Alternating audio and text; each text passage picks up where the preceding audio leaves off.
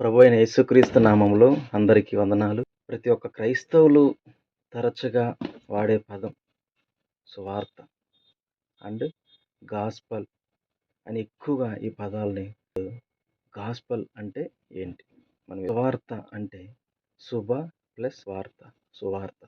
శుభవార్తని సువార్త అని మనం అంటా ఉన్నాం.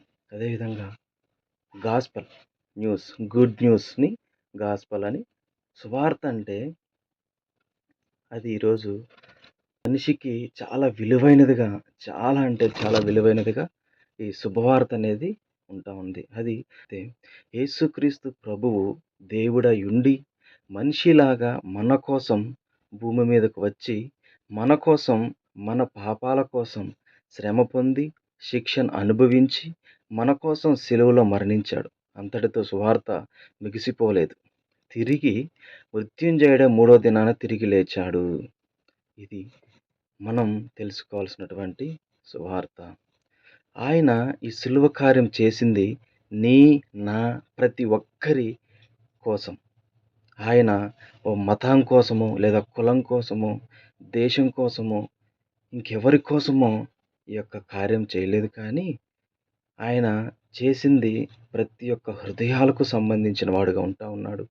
ఆయన కార్యం హృదయంలో మార్పు జరగాలని చేసినటువంటి కార్యం. జీవితంలో మార్పు కలగాలనే చేసినటువంటి కార్యం. ఇదే శుభవార్త.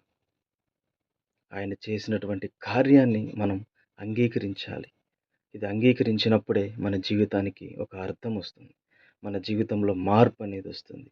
ఇదే సువార్త. దీన్ని శుభవార్త అంటారు, సిలువ వార్త అంటారు, నీ, నా జీవితాన్ని మార్చే ప్రేమ వార్త అని కూడా అంటారు. ఒక్క మాటలో చెప్పాలంటే, యేసయ్య నిన్ను ప్రేమిస్తున్నాడు.